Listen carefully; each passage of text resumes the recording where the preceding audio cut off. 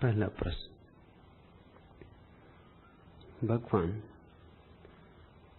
कभी सोचा भी नहीं था कि जीवन इतना स्वाभाविकता से आनंदपूर्ण जिया जा सकता है।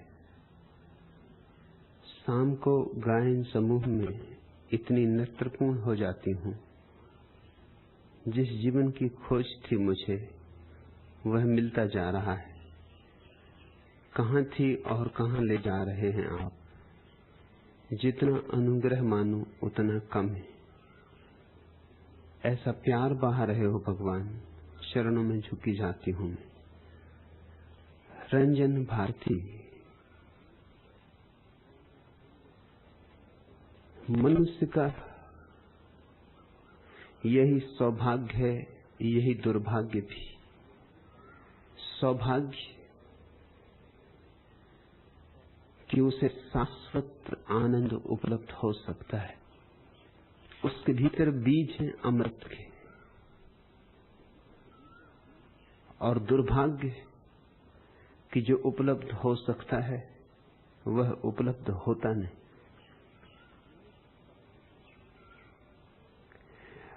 मनुष्य परमात्मा होने को पैदा हुआ है, लेकिन मनुष्य भी नहीं हो पाता है। परमात्मा होना तो बहुत दूर। मनुष्य के भीतर संभव है कि आनंद के हजार हजार कमल खिले, लेकिन उन कमलों की तो कोई खबर ही नहीं मिलती। वे तो बीजों में ही छिपे पड़े रह जाते, वे तो कीचड़ में ही खोए रहते। और जो ऊर्जा कमल बन सकती थी, वही ऊर्जा कांटे बन जाती। सौभाग्य यही कि मनुष्य आकाश जैसा विराट हो सकता है, और दुर्भाग्य यही कि छोटे छोटे आंगन में सीमित हो गया है।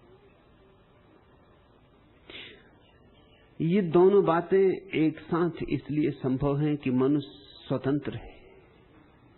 मनुष्य अकेला प्राणी है अस्तित्व में जो स्वतंत्र है, जो अपने को चुनता है। शेष सारे प्राणी जैसे हैं वैसे पैदा होते। आम का बीज बोओगे तो आम का वृक्ष होगा, और नीम के बीज बोओगे तो नीम का वृक्ष होगा। कोई स्वतंत्रता नहीं। कार्य कारण का अपरिहार्य नियम काम करता है। ऐसा संभव ही नहीं है कि नीम के बीज से और आम पैदा हो। नीम को कोई स्वतंत्रता नहीं, उसे नीम होना ही पड़ेगा। निरपवाद रूप से नीम के बीज नीम होने को बाध्य हैं। कुत्ता कुत्ता होगा, सिंह सिंह होगा, चूहा चूहा, बिल्ली बिल्ली, वृक्ष वृक्ष। अकेला मनुष्य है जो केवल अवसर की भांति पैदा होता है, एक संभावना मात्र। सुनिश्चित कुछ भी नहीं। उसे स्वयं ही निर्णय लेना होगा। उसे एक एक कदम चल के स्वयं अपने को निर्मित करना होगा। उसका प्रत्येक निर्णय उसकी मूर्ति को गढ़ेगा। यह बड़ा गौरव है कि हम स्वतंत्र हैं, लेकिन यह बड़ा बोझ भी। नीम झंझट के बाहर है। नीम होना निश्चित ही है। नीम का भाग्य है, विधि ने सब लिख दिया है। नीम के बीज में सारे सूत्र छिपे। मनुष्य पैदा होता है कोरी स्लेट की भांति। उस पर गालियां लिखो तो लिख सकते हो, गीत लिखो तो लिख सकते हो, उपनिषद बन सकते हैं तुम्हारे भीतर, और हो सकता है कि तुम कोणियां ही गिनते रहो। यह महान स्वतंत्रता महान दायित्व भी है। स्वतंत्रता हमेशा दायित्व लाती है, और चूंकि मनुष्य की स्वतंत्रता अपरिसीम है, उसका दायित्व भी अपरिसीम है। चारों तरफ दुखी लोगों की भीड़ है। इसी भीड़ में एक नए बच्चे का आगमन होता है। रंजन, इसी भीड़ में एक दिन तू आई। चारों तरफ दुखी लोग हैं। इन्हीं दुखी लोगों को देखकर हर बच्चे को लगता है कि यही जीवन है, बस यही जीवन है। ये चिंतित बोझग्रस्त लोग, जिनके जीवन में नृत्य की कोई झलक नहीं, जिनके ओंठों को बांसुरी कभी छुई नहीं, जिनके प्राणों में कोई पुलक नहीं, न उत्सव है न आनंद है, बस बोझ है एक जीवन के खींचे चले जाना है। दुख है एक जीवन की झेल लेना है, कि जिस तरह बन सके किसी तरह 4 दिन की बात है गुजार लेनी, फिर तो मौत आएगी और राहत दे देगी। लोग मौत की प्रतीक्षा कर रहे। सिगमंड फ्रायड ने अपने जीवन के प्राथमिक वर्षों में पहली खोज की थी, वह थी लिबिडो की, जीवेषणा की, कि मनुष्य जीने को अपार रूप से आतुर है, कि मनुष्य जीवन चाहता है, जीना चाहता है, जीते ही रहना चाहता है, कि मनुष्य के भीतर जीवन की अदम्य आकांक्षा है। लेकिन जीवन के अंतिम वर्षों में फ्रायड को समझ में आया कि वह बात अधूरी थी। लिबिडो, जीवेषणा आधा सिद्धांत है। तब उसने दूसरा सिद्धांत खोजा, जिसको उसने थानाटोस कहा। जैसे जीवन की आकांक्षा है, ऐसे ही मृत्यु की भी आकांक्षा है। फ्रायड बहुत चौंका था, उसे भरोसा न आया था कि ये विपरीत आकांक्षाएं आदमी में कैसे हो सकती, लेकिन मजबूरी थी। जितना आदमी के भीतर झांका उतना ही पाया कि मनुष्य एक सीमा के बाद मरने को आतुर हो जाता है, जीने को नहीं। बच्चे जीने को आतुर होते, शायद जवान भी अभी जीने से आशा रखते, लेकिन जैसे जैसे जवानी हाथ से बाहर जाने लगती है, पैर कपने लगते हैं, बुढ़ापा उतरने लगता है, कि गहरे में, कहीं गहरे में एक आकांक्षा उठती है कि अब तो मौत आए, कि अब तो मौत आ ही जाए, कि अब तो मौत विश्राम दे। रंजन, चारों तरफ तुम्हारे लोग हैं जो दुखी, जिन्होंने जीवन को वस्तुतः जाना ही नहीं, जो पैदा तो हुए लेकिन जन्मे नहीं, जो पैदा तो हुए लेकिन द्विज न बने, जिनका दूसरा जन्म न हुआ, जिनकी आत्मा पैदा न हुई। देह की तरह तो वे हैं, मगर उनकी देह ऐसी है जैसे खाली मंदिर जिसमें किसी देवता का निवास नहीं। उनकी देह ऐसी है जैसा खाली घर जिसमें वर्षों से कोई रहा नहीं। धूल धमास जम गई है, मकड़ियों ने जाले बुन लिए, सांप बिच्छुओं का आवास हो गया है। ऐसी मनुष्य की दशा है। और बच्चा इन्हीं से सीखता है, माँ बाप से, परिवार से, पड़ोस से, शिक्षकों से, पंडित पुरोहितों से, चारों तरफ जो भीड़ है लोगों की, इन्हीं से सीखता है। और इनसे एक शिक्षा अनिवार्य रूप में मिल जाती है, अचेतन को मिलती है। चुपचाप उसके अचेतन में ये बात धीरे धीरे गहन होती जाती है कि जीवन दुख है, कि जीवन बस दुख है। और फिर साधु संत है जो समझाने को बैठे हैं कि जीवन दुख है, कि आवागमन दुख है। पंडित पुरोहित हैं, मंदिर मस्जिद हैं, जहां यही शिक्षा दी जा रही कि जीवन तुम्हारे पापों का दंड है, कि तुमने किए थे पाप पिछले जन्मों में, इसलिए जीवन मिला है। ये एक कारागृह है जीवन, जहां तुम अपना दंड भुगत रहे हो। और ये बात समझ में भी आती है, ठीक भी लगती, क्योंकि चारों तरफ इसके लिए प्रमाण मिलते। हंसते हुए अगर तुम किसी को देखो, नाचते हुए तुम अगर किसी को देखो, मस्त अलमस्त अगर तुम किसी को देखो, तो तुम्हें लगता है कि शायद पागल होगा, क्योंकि समझदार लोग तो ऐसे नहीं करते। समझदार लोग तो ऐसे कोई तानपूरा लेके नाचते नहीं। समझदार लोग तो मृदंग बजा के गीत नहीं गाते। हाँ, कभी होली दिवाली छुट्टी के दिन वह बात और है, उस दिन हम क्षमा कर देते। बाकी वह जीवन का अंग नहीं, निकास है। जिंदगी में साल भर दुख ही दुख, एक दिन रंग उड़ा लेते हैं, गुलाल उड़ा लेते हैं। होना तो ये चाहिए था कि रंग रोज उड़ता, गुलाल रोज उड़ती, होली रोज होती और दिवाली रोज होती। मनुष्य की क्षमता तो यही है कि होली रोज दिवाली रोज, मगर मनुष्य बन गया है नरक। और उसके पीछे कारण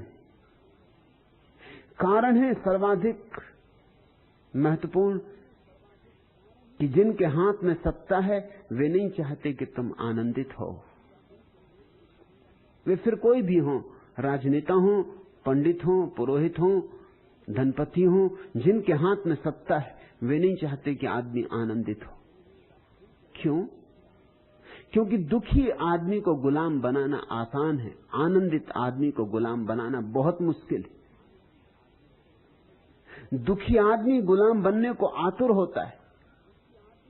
दुखी आदमी तलाश करता है उसकी जो उसे गुलाम बना ले, क्योंकि गुलाम होके वो सारे उत्तरदायित्व से मुक्त हो जाता है, सारे बोझ से मुक्त हो जाता है। आनंदित व्यक्ति में व्यक्तित्व होता है, दुखी व्यक्तित्व में कोई व्यक्तित्व नहीं होता। दुखी व्यक्ति भीड़ का हिस्सा होता है, आनंदित व्यक्ति व्यक्ति होता है, उसमें एक निजता होती। और आनंदित व्यक्ति अपनी स्वतंत्रता को किसी भी मूल्य पर खोने को राजी नहीं हो सकता, क्योंकि वह जानता है उसका आनंद भी उसी क्षण खो जाएगा जिस क्षण स्वतंत्रता खोएगी।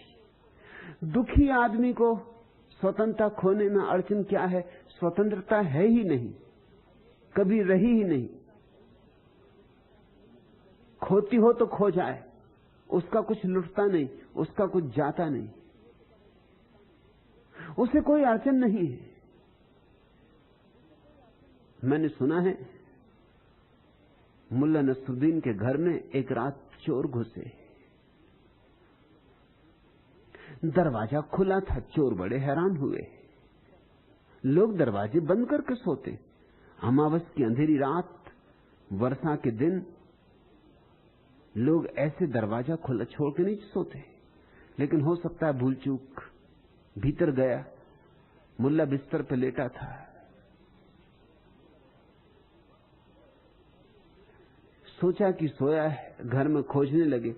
जब वो घर में अंधेरे में खोज रहे थे तभी उन्होंने पीछे देखा कि कोई आया, बहुत घबरा गए। मुल्ला पीछे खड़ा था। मुल्ला ने कहा, घबराओ मत, मैं दिया जला लाऊं। 30 साल से इस घर में मैं खोज रहा हूं, मुझे कुछ नहीं मिला। तुम अंधेरे में खोज रहे हो, मैं रोशनी में खोजता रहा हूं। घबराओ मत जरा भी, मैं दिया जला लेता हूं। दिया जला के हम दोनों खोजे। मेरे भाग में तो कुछ मिला नहीं, शायद तुम्हारे भाग से कुछ मिल जाए तो आधा आधा कर लेंगे।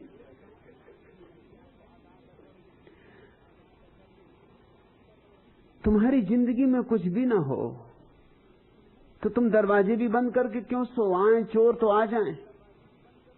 एक और कहानी मैंने सुनी, चोर मुल्ला नसरुद्दीन के घर में घुसे।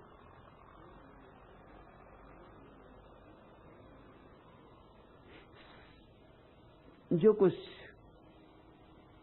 टूटा फूटा बर्तन इत्यादि थे वो इकट्ठे कर रहे थे। मुल्ला कंबल ओढ़ कर सोया था, सर्दी की रातें थी। जब वो सब टूटे फूटे बर्तन इत्यादि इकट्ठे करके लौटे, जो कि कुछ भी नहीं था, लेकिन अब आ गए थे तो कुछ जो भी हाथ लगे ले जाना ठीक था।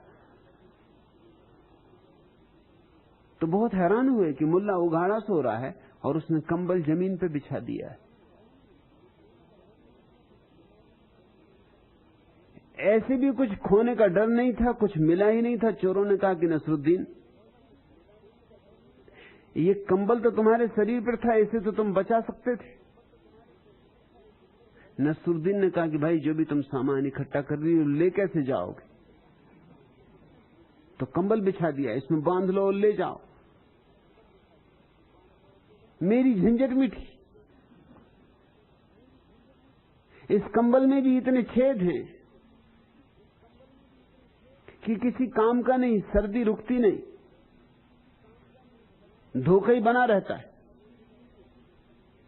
चोर तो बड़े घबराए, ऐसा तो कभी हुआ नहीं था किसी के घर चोरी करने जाओ, सामान इकट्ठा करो, वो कंबल भी बिछा देगी, बांध लो। जल्दी से बांधा और भागे। जब भागने लगे रास्ते पर तो मुल्ला भी उनके पीछे पीछे चला आ रहा था। रुक कर उन्होंने कहा कि भाई तुम क्यों पीछे आ रहे? मुल्ला ने कहा मैं घर बदलने की बहुत दिन से सोच रहा था। चलो तुम ढोए लिए चल रहे हो सामान, अब मुझे कहां छोड़े जाते हो? मुझे भी साथ में ले लो, और सब तो ले ही आए, अब पीछे कुछ बचा भी नहीं। अब इतना ले आए हो तो मुझे भी संभालो, जहां तुम रहोगे वहीं हम भी रहेंगे। अरे 2 रूखी सूखी तुम खाओगे तो हम भी खाएंगे, छप्पर के नीचे तो सोते होगे तो वहीं हम भी सोएंगे। जिसके पास कुछ भी नहीं है उसे गुलाम बनाया जा सकता है, उसे लूटा जा सकता है, लेकिन जिनके जीवन में आनंद की थोड़ी किरण है उन्हें तुम लूट ना सकोगे, उन्हें तुम गुलाम ना बना सकोगे।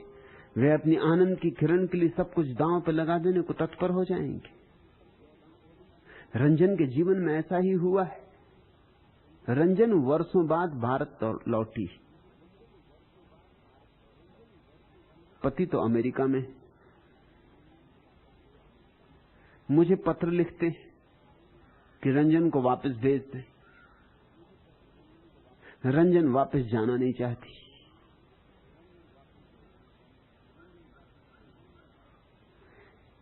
पहली बार आनंद की किरण उतरी,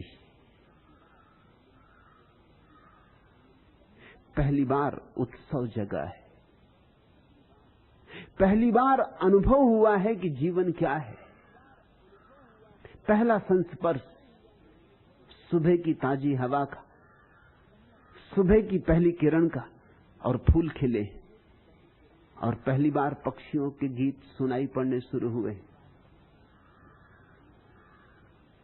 ये नहीं चाहते पंडित पुरोहित राजनेता कि लोग आनंदित हों।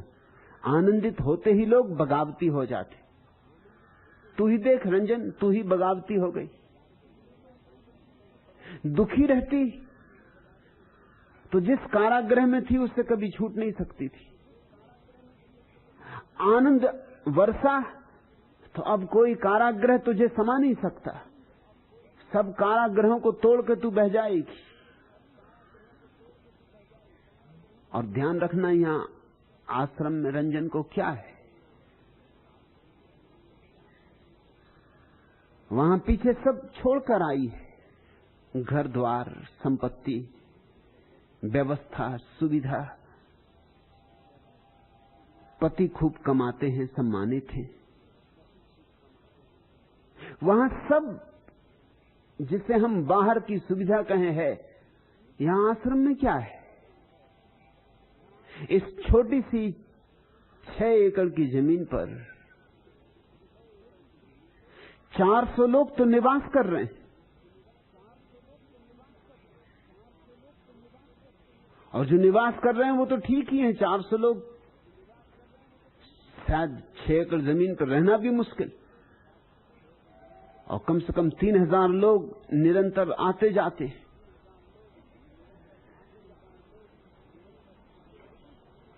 सुविधा क्या है? लेकिन सारी सुविधाएं छोड़कर तू आ सकी, क्योंकि जिसके जीवन में आनंद की थोड़ी सी भी अनुभूति शुरू हो जाए, उसके जीवन में पहली बार त्याग करने की क्षमता आती। उपनिषद कहते हैं तेन त्यक्तेन भुंजीता। इस अद्भुत वचन के 2 अर्थ हो सकते हैं। एक अर्थ,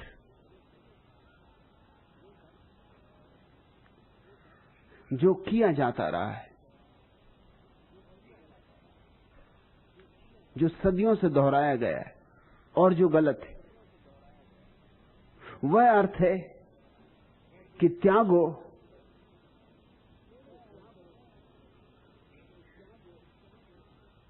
छोड़ो भोग को, तो ही उपलब्धि है। मैं कुछ और अर्थ करता हूं। मैं अर्थ करता हूं त्यागो तो ही भोग है। उन्होंने ही भोगा जिन्होंने त्यागा। लेकिन वे त्याग क्यों सके? वे त्याग इसलिए सके कि भोग सके। भोग पहले उतरा, भोग की किरण पहले आई, फिर त्याग आसान हो गया। पुरानी व्याख्या थी कि पहले त्यागो, छोड़ो, तब जीवन में आनंद उपलब्ध होगा। मेरी व्याख्या है कि जीवन में आनंद उपलब्ध हो तो त्याग अपने आप चला आता है, छाया की भांति। छोड़ना नहीं पड़ता, छोड़ना हो जाता है।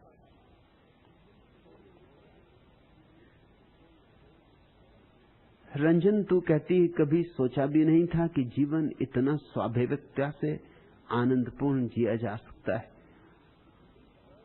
ऐसी ही दशा है अनंत अनंत लोगों की। उन्होंने सोचा ही नहीं कि जीवन का और भी रंग हो सकता, और भी ढंग, और भी शैली हो सकती। उन्होंने सोचा ही नहीं कि जीवन में छिपी एक वीणा है जिसके तार छेड़ने।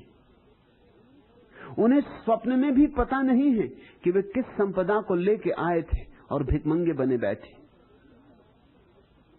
कि उनकी झोली भरी है हीरे जवारातों से और वो कंकड़ पत्थर बीन रहे हैं, कि उनके प्राणों में परमात्मा का राज्य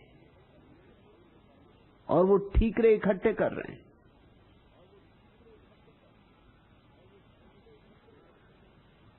मैं खुश हूं रंजन, मेरे आशीष तेरे लिए।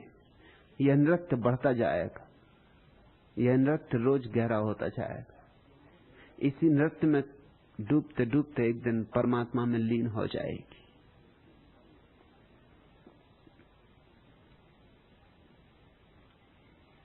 दूसरा प्रश्न, भगवान आप अमृत दे रहे हैं और अंधे लोग आपको जहर पिलाने पर आमादा हैं, यह कैसा अन्याय है? सुधीर, अन्याय इसमें कुछ भी नहीं, बस लोगों की पुरानी आदत, सदियों सदियों का आग्रहपूर्ण चित्त, परंपराओं से बंधे हुए मस्तिष्क, पक्षपातों से घिरे हुए लोग। उन्हें लगता है कि मैं उनकी संस्कृति नष्ट कर रहा हूं, उनका धर्म नष्ट कर रहा हूं। स्वभावतः वे नाराज होते। उन्हें समझ में भी नहीं आता कि मैं वही कह रहा हूं जो उपनिषदों ने कहा था, वही जो कृष्ण ने, वही जो बुद्ध ने। लेकिन बुद्ध और उनके बीच 2500 साल का फासला है, और 2500 साल में पंडितों ने शब्दों के साथ इस तरह का खिलवाड़ किया है कि बुद्ध ने क्या कहा यह तो आज तय करना ही मुश्किल है। बुद्ध भी लौट आए तो उन्हें भी तय करना मुश्किल हो जाएगा कि क्या मैंने कहा था और क्या पंडितों ने जोड़ा है 2500 वर्षों में। कृष्ण भी लौट आए तो सिर ठोंक लेंगे अपना, क्योंकि उनकी समझ में ही ना आएगा कि गीता पर इतनी टीकाएं। मैंने तो सीधी सादी बात कही थी अर्जुन को, और अर्जुन कोई दार्शनिक नहीं था कि उससे उलझी बातें की जाएं। योद्धा था, क्षत्रिय था, सीधी सीधी बातें ही उससे की जा सकती थी, और गीता बिल्कुल सीधी साफ है। मगर गीता रहे सीधी साफ, लोग इर्छे तिरछे, और पंडित तो बहुत ही तिरछा तिरछा होता है, उसकी तो चाल ही तिरछी तिरछी होती। वो तो शब्दों में से ऐसे अर्थ निकालने में कुशल होता है जिनकी कि तुम कल्पना भी ना कर सको। वो तो बाल की खाल निकालने में कुशल होता है, उसका सारा जीवन ही बस शब्दों के खिलवाड़ में, शब्दों की शतरंज जमाने में बीतता है। उसने गीता में से ऐसे ऐसे अर्थ निकाल लिए जिनकी कृष्ण ने कभी कल्पना भी न की होगी। अर्जुन की तो बात ही छोड़ दो, अर्जुन को तो कभी सोच में भी ना आया होगा। सब निकाल लिया गीता में से, जिसको जो दिल में आता है वही गीता में से निकाल लेते हैं लोग। तुम्हें जो निकालना हो वही निकाल सकते हो। गीता बिल्कुल असमर्थ है, मालिक तुम हो। शब्दों को तोड़ो मरोड़ो, नए अर्थ दो, व्याख्याएं ऐसी आरोपित करो जो तुम्हारी अपनी। तो लोगों को लगता है कि मैं उनके धर्म को नष्ट कर रहा हूं, लोगों को लगता है कि मैं उनकी संस्कृति के आधार छीन रहा हूं, और एक अर्थ में उन्हें ठीक ही लगता है। उनकी जो संस्कृति है उसको तो मैं निश्चित नष्ट करना चाहता हूं। हां, बुद्धों की संस्कृति को बचाना चाहता हूं, कृष्ण की और महावीर की संस्कृति को निश्चित बचाना चाहता हूं। मगर वह तो बात कुछ और है। उसे तो जानना हो तो अपने भीतर जाना पड़े। उसे जानने के लिए शास्त्रों में जाने की जरूरत नहीं है, उसे जानने के लिए आत्मा में जाने की जरूरत है। क्योंकि बुद्ध ने अपने भीतर जाके जाना था। बुद्ध ने क्या कहा इसकी फिक्र छोड़ो, तुम अपने भीतर जाओ। तुम्हारे भीतर भी वही मूल स्रोत मौजूद है जो बुद्ध के भीतर मौजूद था। लेकिन लोगों की धारणाओं के विपरीत मेरा काम उन्हें कष्ट दे रहा है। वे जहर पिलाने पर अगर आमादा हैं तो बिल्कुल स्वाभाविक है, इसमें कुछ आश्चर्य नहीं। सुधीर इससे परेशान ना हो, ये उन्होंने सदा किया है। उन्होंने कब बुद्धों को जहर नहीं पिलाया या पिलाने की कोशिश नहीं की। अगर वे मुझे जहर पिलाने को आमादा न हो तो चमत्कार होगा, तो उसका अर्थ होगा कि मनुष्य जाति रूपांतरित हो गई, क्रांति हो गई। अगर वे मुझे जहर पिलाने को आमादा न हो तो इसका अर्थ हुआ कि जो उन्होंने जीसस के साथ किया और सुकरात के और मंसूर के और बुद्ध महावीर के, मेरे साथ नहीं करेंगे। ऐसा सौभाग्य का क्षण अभी नहीं आया है और शायद कभी नहीं आएगा। भीड़ शायद कभी भी इतने बोध को उपलब्ध नहीं हो सकेगी। ये तो बहुत थोड़े से गिने चुने लोगों की क्षमता है कि वे पहाड़ों के शिखरों पर चढ़ें और वहां से सूर्य के दर्शन करें, बदलियों के पार उठें। इतनी ऊंचाई तक उठना सभी के बस की बात नहीं, और बस की भी हो तो सभी उठना नहीं चाहते। रामकृष्ण कहते थे, चील बहुत ऊपर उड़ती है फिर भी उसकी नजर नीचे घोड़े पर पड़े हुए मरे चूहे में लगी होती। चील आखिर चील, ऊपर भी उड़ेगी तो क्या खाक ऊपर उड़ेगी, चांद तारे उसे दिखाई नहीं पड़ेंगे। उसे दिखाई पड़ेगा चूहा जो कचरे घर में मरा हुआ पड़ा है, वहीं उसके प्राण अटके। पंडित अगर ऊंची ऊंची बातें भी करें तो कुछ ख्याल मत देना। पुरोहित अगर बहुत बड़े बड़े दार्शनिक लक्ष्यदार सिद्धांतों की विवेचना में भी उतरे तो उसको कोई मूल्य मत देना। उनकी नजर घोड़े पर पड़े किसी मरे चूहे में लगी होगी। और चूंकि मैं चाहता हूं तुम्हारी आंखें मरे चूहों से मुक्त हों, घूणों से मुक्त हों, तुम्हारी आंखें चांद तारों से भरे, क्योंकि वही तुम्हारा असली अधिकार है। निश्चित ही वे मुझसे नाराज होंगे, वे मुझसे परेशान होंगे। एक अच्छी बात कम से कम हो रही है, मेरे कारण हिंदू पुरोहित, मुसलमान मौलवी, जैन मुनि, कम से कम मेरे कारण सब एक बात पर सहमत हैं। कम से कम एक बात में उनमें एकता हो रही। इतना ही क्या कम, उनमें एकता किसी बात पे नहीं होती, मगर मेरे विरोध में कम से कम वो एक है। कांजी स्वामी से लेकर आचार्य तुलसी तक, करपात्री से लेकर पुरी के शंकराचार्य तक, एक बात में राजी, मेरे विरोध में। चलो यही अच्छा, चलो कोई बात तो उनमें एकता ला रही, मगर ये बात बड़ी विचारणी है कि एक व्यक्ति के संबंध में ये सारे लोग विरोध में हैं, तो जरूर कुछ बात होगी, नहीं तो इतने लोगों को विरोध में होने का कोई कारण नहीं था। वे मेरी उपेक्षा नहीं कर पा रहे,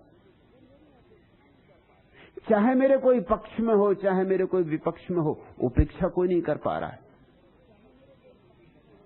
और ये अच्छा लक्षण, मैं चाहता हूं इस देश में प्रत्येक व्यक्ति को मैं मजबूर कर ही दूंगा, मेरे संबंध में उसे निर्णय लेना ही होगा, या तो पक्ष या विपक्ष। मैं बीच में किसी को छोड़ूंगा नहीं, कोई ये नहीं कह सकेगा कि हम तटस्थ।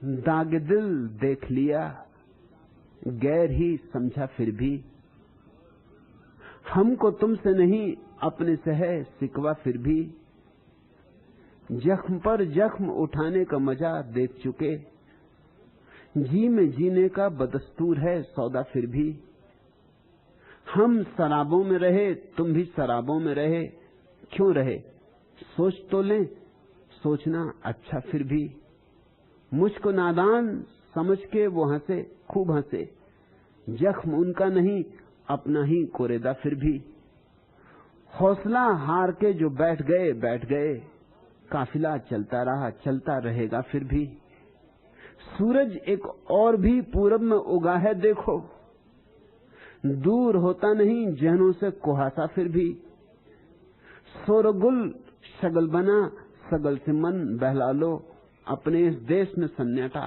रहेगा फिर भी, दोस्तों मान लिया रीत भी अब रीत नहीं, सर फरोशी की कसम भूल न जाना फिर भी, जहर शिव ने नहीं हमने भी पिया है रहबर, यह तसलसल तो तसलसल ही रहेगा फिर भी। ये कोई शिव ने ही जहर पिया था ऐसा नहीं है, जब भी कोई शिवता को उपलब्ध होगा उसे जहर पीना ही पड़ेगा, उसे नीलकंठ होना ही पड़ेगा। जहर शिव ने नहीं हमने भी पिया है रहबर, यह तसलसल तो तसलसल ही रहेगा फिर भी, ये सिलसिला तो पुराना है और ये सिलसिला आगे भी जारी रहेगा।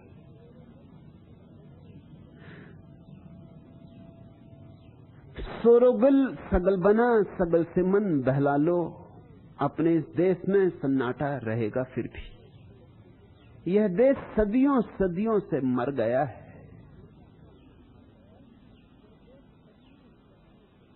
हम एक मुर्दा कौम की भांति जी रहे हैं। चलो यही अच्छा, अगर मेरे कारण थोड़ा सन्नाटा भी टूटे, चलो लोग अगर मेरे विरोध में भी शोरगुल करें तो भी मैं खुश होऊंगा कि जिंदगी के कुछ लक्षण तो दिखाई पड़े, ना आए फूल कांटे तो आए, कांटे आए तो फूल भी आते होंगे। चलो कुछ मुर्दे में हलचल तो हुई, लोग बिल्कुल मर गए,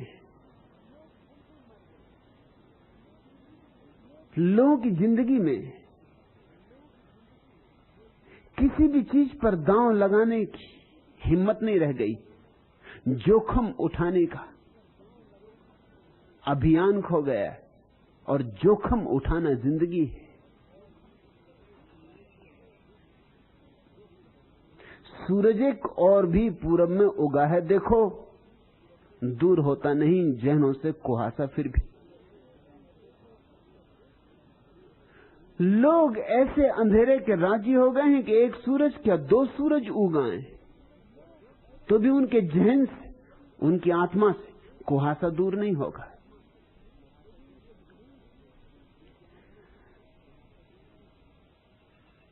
लेकिन कुछ लोग जिनमें जीवन की थोड़ी सी धारा अभी भी बहती, आकर्षित होने लगे।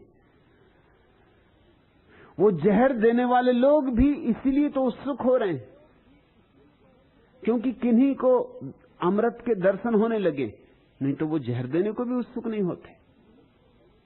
उनकी उत्सुकता अकारण नहीं। जैसे जैसे मेरे प्रति कुछ लोगों का प्रेम बढ़ेगा, जैसे जैसे मेरे पास दीवानों का, मस्तों का समूह इकट्ठा होगा, वैसे वैसे जहर देने वाले भी जहर देने की तैयारी में लग जाएंगे। हम शराबों में रहे, तुम भी शराबों में रहे, क्यों रहे सोच तो लें। सोचना अच्छा, फिर भी लोग मृग तृष्णा में जिए हैं, मृग तृष्णा में जी रहे हैं, सोचना भी भूल गए। मैं उनसे इतना ही कह रहा हूं कि एक बार जरा सोच लें, फिर से पुनर्विचार कर लें। मैं समस्याओं को फिर से जगा रहा हूं। लोग इससे नाराज होते क्योंकि वो मानते थे समस्या हल हो चुकी, वो मानते थे हमने समाधान पा लिया, अब क्या करना है, अब तो तानो चादर और सो, समाधान हमें मिल गया है, उपनिषद में मिल गया, वेद में मिल गया, गीता में, धम्म पद में समाधान हमें मिल चुका है, अब करना क्या है। लेकिन धर्म का समाधान ऐसा समाधान नहीं जैसे विज्ञान के समाधान होते हैं। इस भेद को खूब समझ लेना। विज्ञान में अगर एक बात एक बार खोज ली जाती है तो हर व्यक्ति को उसे बार बार नहीं खोजना पड़ता, क्योंकि विज्ञान बाहर है और बाहर से उसकी शिक्षा दी जा सकती है। जैसे अल्बर्ट आइंस्टीन ने सापेक्षवाद का सिद्धांत खोज लिया तो बात खत्म हो गई। अब हर विद्यार्थी को जो भौतिकी पढ़ने गया है विश्वविद्यालय में, उसे सापेक्षवाद के सिद्धांत को फिर नहीं खोजना पड़ेगा। बिजली एक बार खोज ली गई। अब ऐसा नहीं कि हर एक को बिजली खोजना पड़े। जिसने बिजली खोजी उसे जीवन भर लग गया खोजते खोजते, और तुम्हें बिजली के संबंध में सीखना हो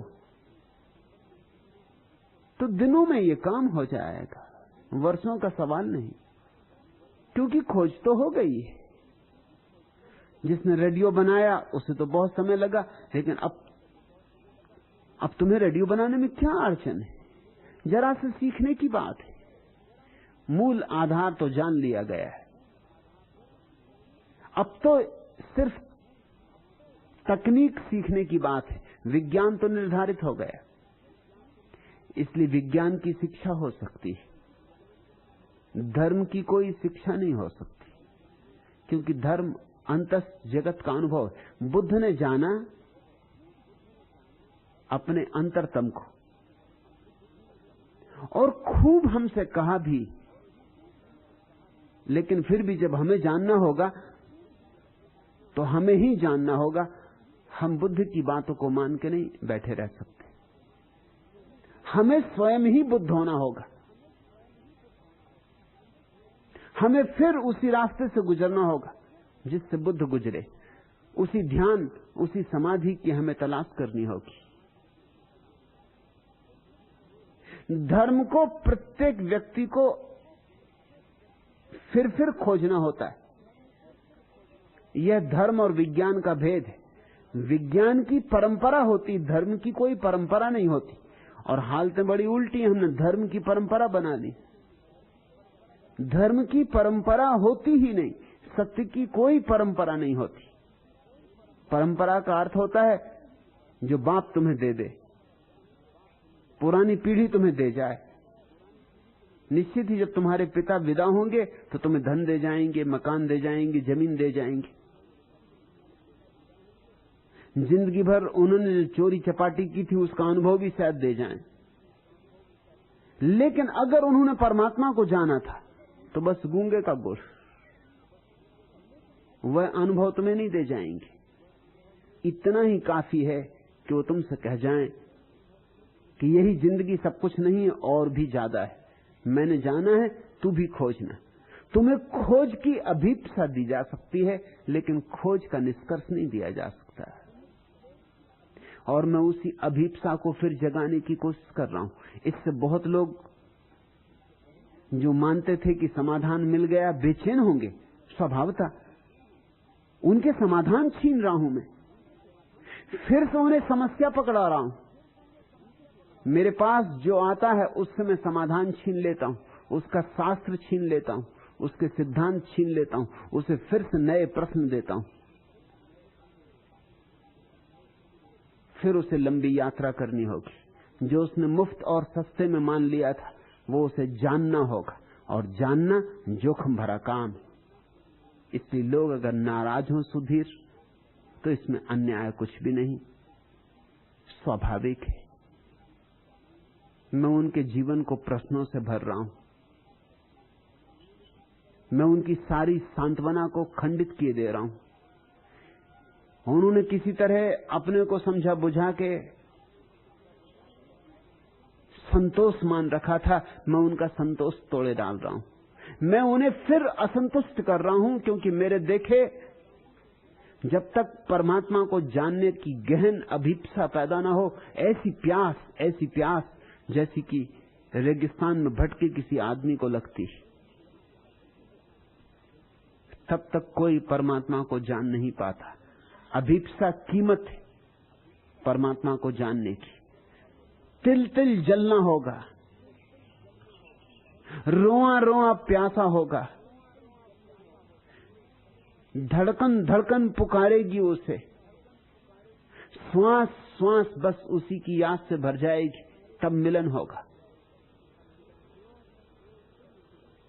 तो स्वभावतः बहुत लोग नाराज होंगे, उन्हें नाराज होने दो, तुम उन पर नाराज मत होना। तुम ये भी मत सोचना कि वो अन्याय कर रहे हैं, तुम उन पर दया करना, उन पर करुणा रखना। मुझे गालियां पड़े, मुझ पे जहर फेंका जाए, तुम चिंता न लेना, यह बिल्कुल स्वाभाविक है। तुम तो अपनी मस्ती में मस्त रहना, तुम्हारी मस्ती ही मेरी सुरक्षा है, तुम्हारी करुणा ही, तुम्हारा प्रेम ही मेरी सुरक्षा है। तुम अगर करुणा से भरे रहे तो मुझ तक कोई जहर नहीं पहुंच पाएगा, तुम्हारी करुणा से गुजरते गुजरते अमृत हो जाएगा।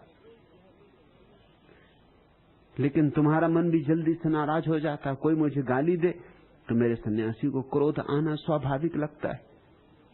मैं उसकी गाली को माफ कर सकता हूं, तुम्हारे क्रोध को माफ नहीं कर सकूंगा। तुम अक्षम्य हो अगर तुमने क्रोध किया। उसने तो ठीक ही किया, मैंने उसके घाव छू दिए।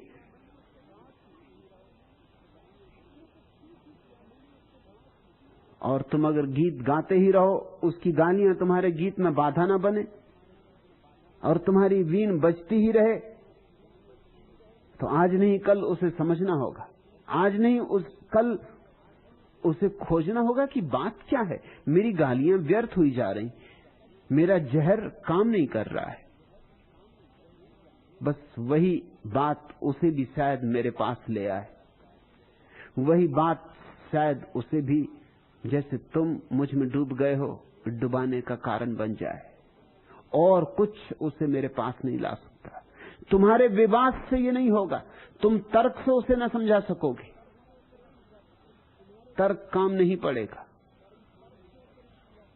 तुम्हारा प्रेम ही काम पड़ सकता है, और प्रेम से बड़ा कोई तर्क है भी नहीं।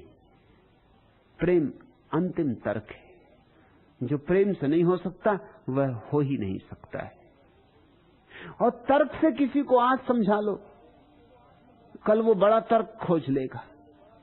तर्क से ज्यादा लोगों के मुंह बंद किए जा सकते हैं, किन्हीं की आत्माएं रूपांतरित नहीं होती। तर्क रूपांतरकारी नहीं, तर्क की वह क्षमता नहीं। प्रेम करो, जितनी गालियां मुझ पे बरसें उतना प्रेम करो। जितना जहर मेरी तरफ फेंका जाए उतना तुम अमृत दो। नाचो, तुम्हारी मस्ती को फैलने दो। तुम्हारी अलमस्ती चारों तरफ फैलती जाए। एक बात तुम्हें सिद्ध कर देनी है कि मेरा सन्यासी आनंदित है।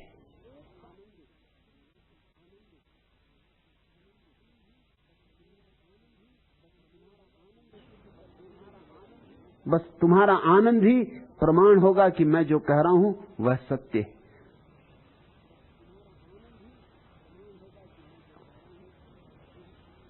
तीसरा प्रश्न, भगवान, कोकिल की कुहू कुहू और आपका प्रवचन दोनों इकट्ठे चलते हैं, किस पर ध्यान करें, कृपया बताएं। शांति स्वरूप, चुनो ही क्यों, दोनों को साथ साथ चलने दो। कोयल की कुहू कुहू मेरे प्रवचन में बाधा नहीं, पृष्ठभूमि। कोयल की कुहू कुहू मैं जो कह रहा हूं उसी को समर्थन है। मैं जिस मस्ती का पाठ पढ़ा रहा हूं उसी मस्ती के लिए आधार है। लेकिन हमें साधारणता एक बात सिखाई गई, एकाग्रता। और एकाग्रता और ध्यान में हम भेद नहीं कर पाते। किताबों में लिखा है ध्यान यानी एकाग्रता, इससे गलत कोई और बात नहीं हो सकती। ध्यान और एकाग्रता बिल्कुल भिन्न बातें। एकाग्रता का अर्थ होता है सब तरफ से ध्यान को खींच लो और एक जगह लगा दो। एकाग्रता का अर्थ होता है चित्त को संकीर्ण कर लो। ध्यान का अर्थ होता है चित्त को विस्तीर्ण करो। ध्यान का अर्थ होता है सब द्वार दरवाजे खोल दो। कोयल ने गीत गाया है, वही भी आए, और ये ट्रेन की आवाज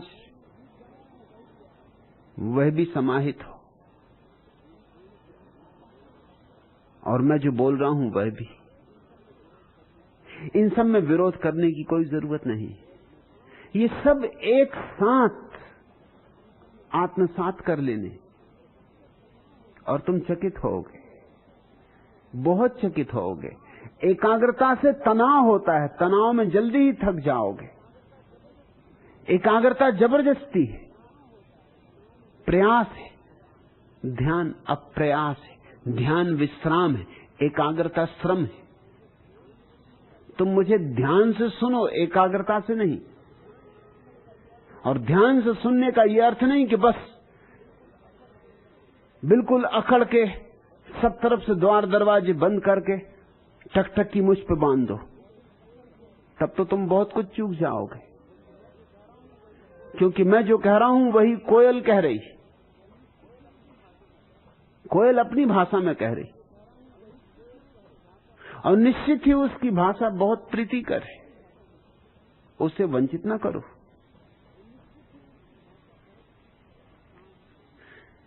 शांत सब तरफ से खुले हुए मेरे पास बैठो,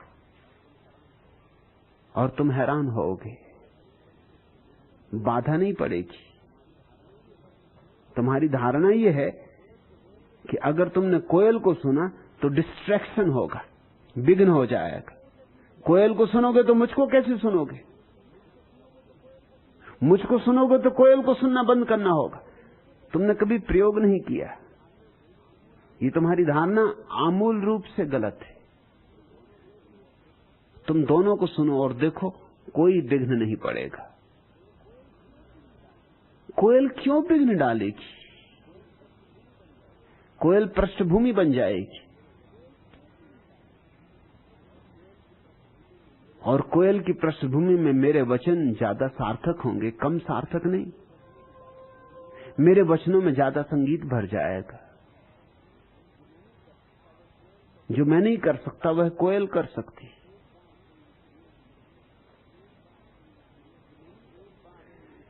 और एक बार तुम ये प्रयोग करोगे तो तुम्हें स्पष्ट हो जाएगा अनुभव से कि विघ्न किसी चीज से नहीं पड़ता, विघ्न पड़ता है एकाग्र होने की चेष्टा से।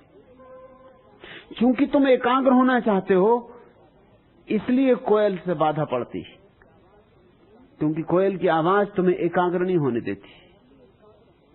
और अगर तुम एकाग्र होना ही नहीं चाहते, फिर कौन विघ्न डाल सकता है? और जहां विघ्न नहीं है वहीं ध्यान है। फिर क्या फर्क पड़ता है कि कोयल की आवाज और मेरी आवाज दोनों मिल गई? तुम्हें डर है कि कहीं कोई एक आध शब्द मेरा चूक ना जाए, कहीं ऐसा ना हो कि कोयल की आवाज में एक आध शब्द मेरा सुनाई ना पड़े। चलेगा, शब्दों में बात है भी नहीं। शब्द सुन भी लिए तो कुछ मिलने वाला नहीं। शब्द ना भी सुन पाए तो कुछ खो नहीं जाएगा। शब्द से भी ज्यादा महत्वपूर्ण कुछ यहां घटित हो रहा है, मेरी तुम्हारी सन्निधि।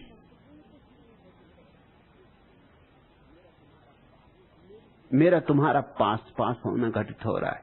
ये सामीप्य, ये सत्संग, यह महत्वपूर्ण है। शब्द तो सिर्फ बहाना है, शब्द तो सिर्फ एक बहाना है। अन्यथा निशब्द घटित हो रहा है। और जब तक तुम्हें मेरा निशब्द समझ में ना आएगा, तब तक तुम मुझे न समझ पाओगे। मेरी बातें मेरी बातों में नहीं है, मेरी बातें मेरे शून्य में। कोयल को भी सुनो, ये जो और पक्षी गीत गाते हैं इनको भी सुनो, ये वृक्षों से गुजरती हुई हवाओं की आवाज, ये ट्रेन, ये हवाई जहाज, ये रास्ते पर शोरगुल, ये सब परमात्मा है।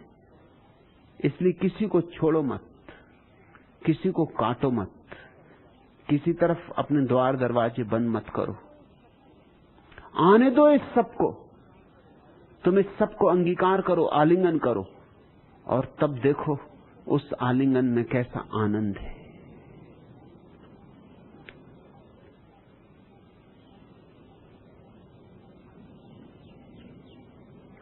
चौथा प्रश्न, भगवान सत्य कहां है?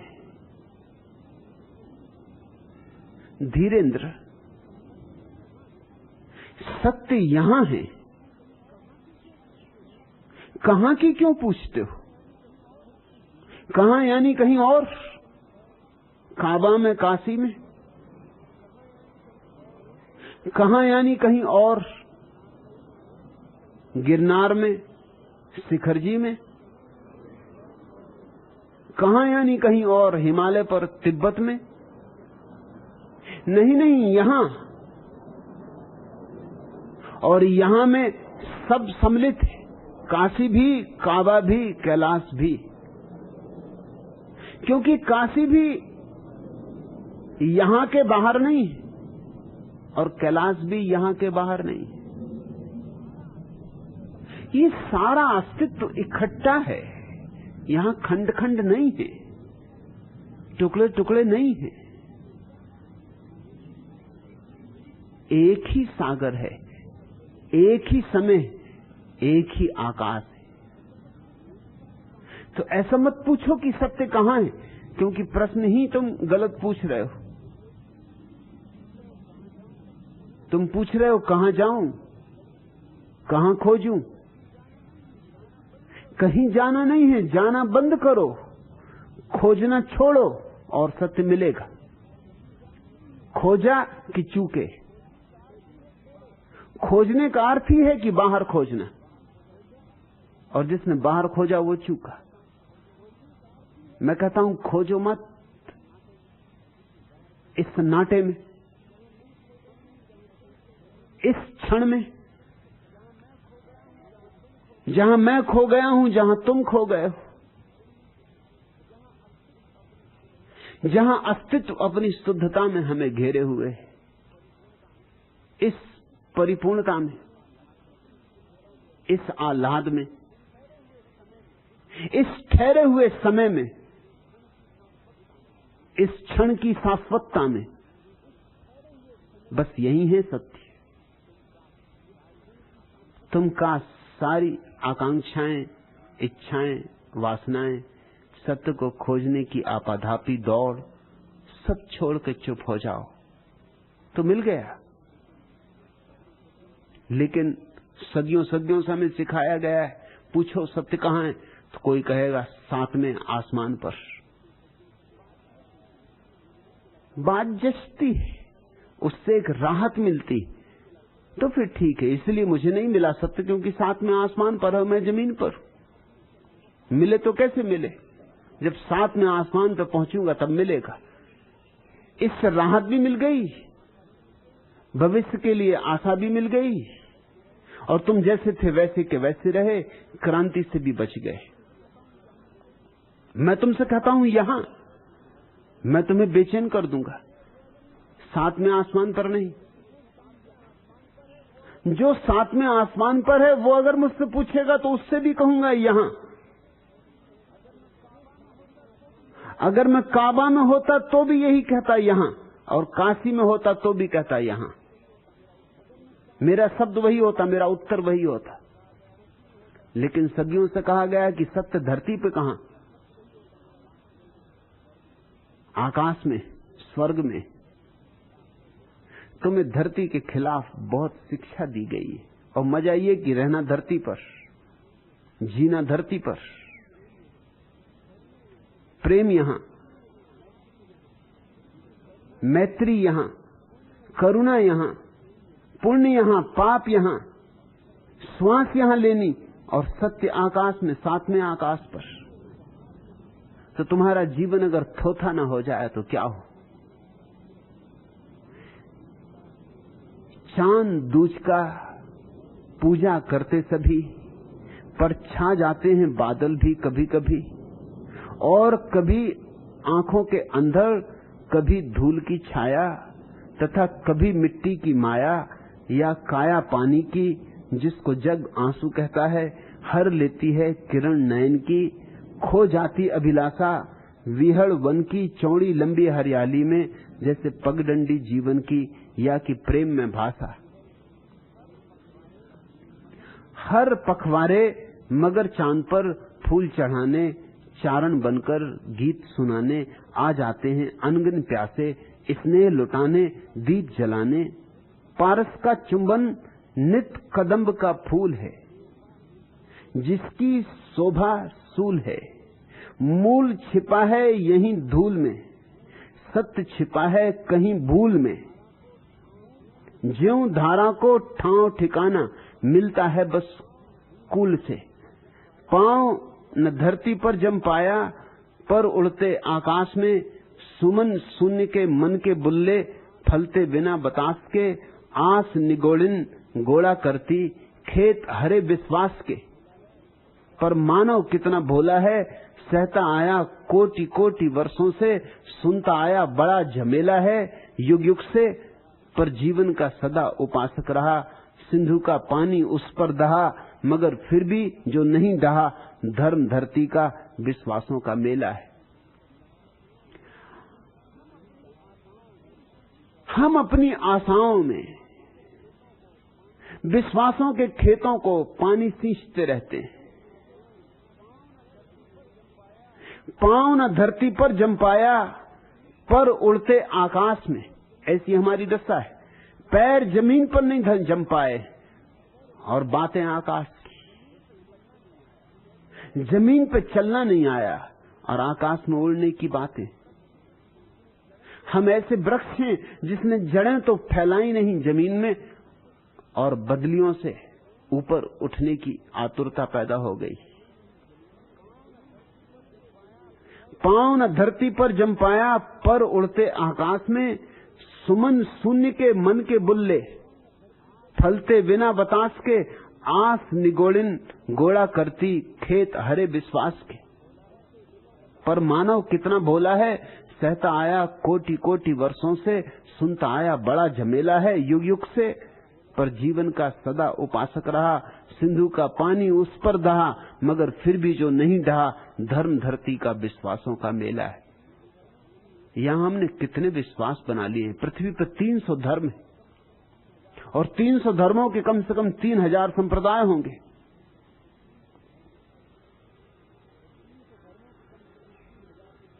इस छोटी सी पृथ्वी पर इतने धर्म, इतने संप्रदाय, इतने विश्वास, इतनी मान्यताएं, निश्चित ही कहीं कुछ चूक हो गई, कहीं कुछ भूल हो गई, कहीं कोई बहुत बुनियादी भूल हो गई। मूल छिपा है यहीं धूल में, सत्य छिपा है कहीं भूल में। बस इसे न जानने से ही बड़ी भूल हो गई। हमारे इस जीवन में ही जैसे हम हैं, इसमें ही कहीं सत्य छिपा है। इस पृथ्वी में ही, इस मृण्मय में ही कहीं चिन्मय का आवास है। इस मिट्टी की देह में ही कहीं परमात्मा विराजमान है। इस प्रेम में ही, इस पार्थिव प्रेम में ही प्रार्थना का फूल खिलेगा, परमात्मा का मंदिर बनेगा। मत पूछो सत्य कहां है, सत्य यहां है, अभी है। कहां की बात पूछ के तुम अपने को समझा लेना चाहते हो कि बहुत दूर हो तो अच्छा, जितना दूर हो उतना अच्छा। मृत्यु के पार हो तो बहुत अच्छा। तो जिंदगी हमें जैसे जीनी है वैसी जी लें, और फिर देखेंगे, जब समय आएगा तब देखेंगे। एक बौद्ध भिक्षु श्रीलंका में अपने मरण के करीब आया। उसने सुबह सुबह घोषणा कर दी कि आज सांझ सूरज के डूबते मैं समाप्त हो जाऊंगा। उसके हजारों शिष्य थे, वे सब इकट्ठे हुए। सांझ होते होते बड़ी भीड़ हो गई। कोई 80 वर्ष का वृद्ध भिक्षु था और कोई 50 वर्ष से लोगों को समझा रहा था निर्वाण, निर्वाण, निर्वाण। शिष्य सोच रहे थे कि मरते वक्त देखें वो क्या कहता है। अधिक को तो आशा थी वो फिर निर्वाण की ही कुछ बात करेगा। 50 साल से सुनते सुनते उनके कान भी पक गए थे, और वही हुआ। मरने के ठीक पहले उसने आंख खोली और कहा कि एक बात पूछ लूं, तुम्हें मैंने 50 वर्ष तक समझाया कि मुक्त होने का रास्ता क्या है, मार्ग क्या है, निर्वाण पाने की विधि क्या है, मगर तुमने न सुना न तुम समझे। तुम टालते रहे कल पर। अब कोई कल नहीं होगा, मैं जा रहा हूं। तो मैं पूछता हूं, अगर किसी को निर्वाण पाना हो तो खड़ा हो जाए, तो मैं साथ ही उसे ले चलूं। वहां हजारों लोग इकट्ठे थे, एक दूसरे की तरफ देखने लगे होंगे एक दूसरे की तरफ कि भाई उठो, हमें तो और भी 25 काम है, तुम क्या कर रहे बैठे बैठे। लेकिन कोई उठा नहीं। एक आदमी ने सिर्फ हाथ उठाया। फकीर ने कहा सिर्फ हाथ उठाते हो? मैंने कहा उठ के खड़े हो जाओ। उसने कहा हाथ सिर्फ पूछने के लिए उठा रहा हूं कि क्या बता सकते हैं कि निर्वाण को पाने की विधि क्या है। उसने कहा ना समझ, विधि का सवाल ही नहीं, मैं ले जाने को तैयार हूं। अब तू विधि का क्या करेगा? उसने कहा विधि का इसलिए कि अभी मैं जाने को तैयार नहीं हूं। विधि बता जाएं, जब जाना होगा तो विधि का उपाय कर लेंगे।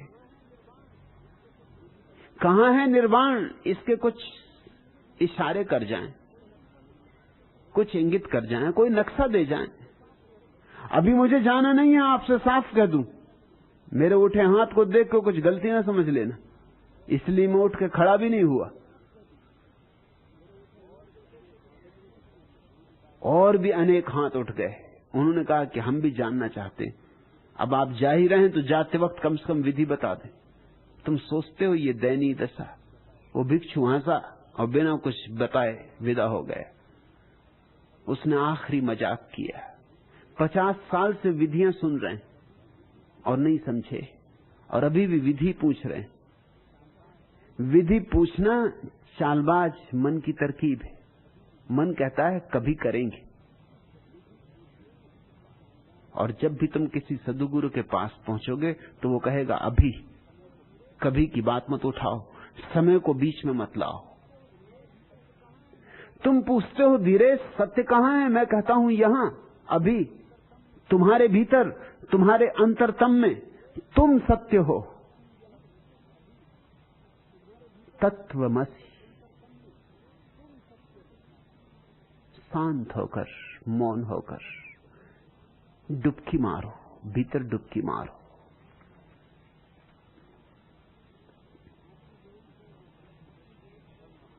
छठवां प्रश्न, भगवान, आत्मज्ञान को उपलब्ध व्यक्ति अपने जीवन में परम आनंद पाता है और यह बात यथार्थ मालूम होती, लेकिन मृत्यु के बाद ऐसे व्यक्ति की आत्मा अस्तित्व में खो जाती है, जैसे नमक का पुतला सागर में खो जाता है। फिर यह प्रश्न उठता है कि ऐसी स्थिति में मुक्ति का यह प्रश्न क्या अर्थ रखता है? आत्मा की अनुपस्थिति में मुक्ति का यह अनुभव कौन करेगा? कृपया स्पष्ट करने की कृपा करें। हिम्मत भाई भूता,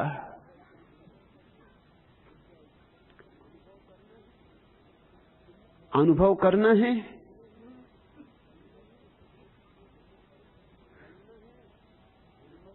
गलना है नमक के पुतले की भांति सागर में, या कि सिर्फ काल्पनिक प्रश्न उठाने? यह प्रश्न काल्पनिक है कि यदि ऐसा होता है तो फिर आदमी क्यों प्रयत्न करे?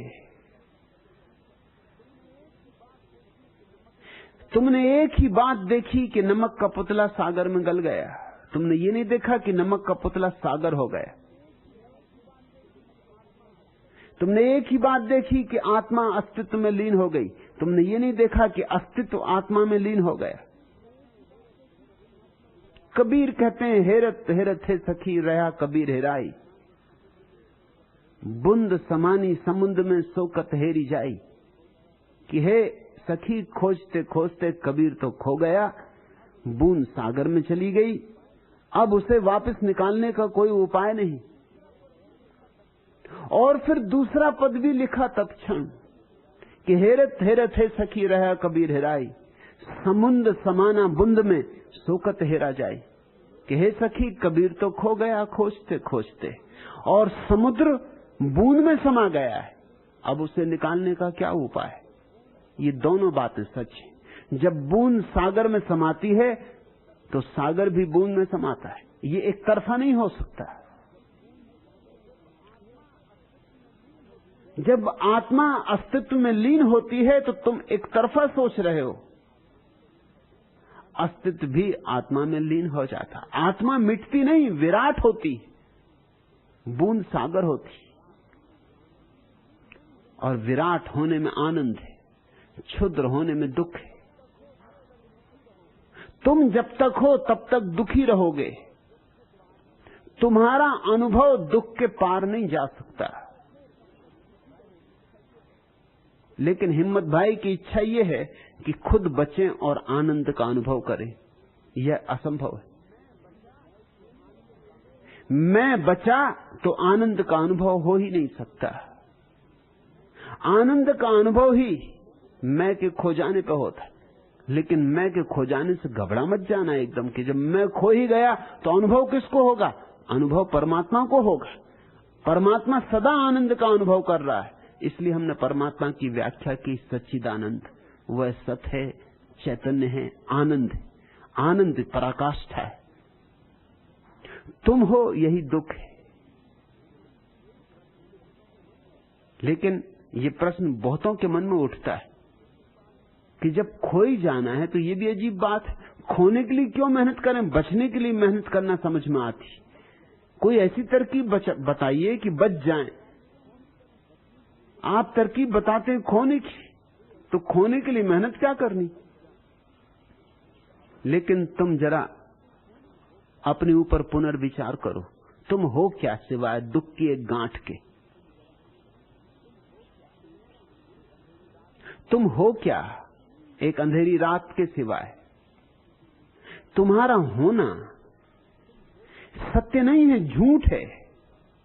इसलिए जो मिटेगा वो झूठ मिटेगा, सत्य तो कभी मिटता नहीं। तुम्हारी अवस्था वैसी है जैसा अमेरिका में एक बार हुआ लिंकन की शताब्दी मनाई जा रही थी। सारे अमेरिका में खोज की गई कि कोई आदमी लिंकन की शक्ल सूरत का मिल जाए। एक आदमी मिल गया। उस आदमी को लिंकन का पार्ट दिया गया और सारी अमेरिका में वो नाटक मंडली घूमी। 1 साल लगा। गांव-गांव, नगर-नगर, शहर-शहर नाटक किया गया और वो आदमी 1 साल तक अब्राहम लिंकन का पार्ट करता रहा। वैसे ही चलता। लिंकन कुछ थोड़ा सा लंगड़ाता था तो वैसे ही लंगड़ा था, और लिंकन कुछ थोड़ा सा बोलते समय तुतलाता था तो वैसा ही तुतलाता। लिंकन जिस ढंग से बोलता था वैसे ही बोलता, वैसे ही चलता, वही ढंग, वही कपड़े, सब वही, साल भर तक।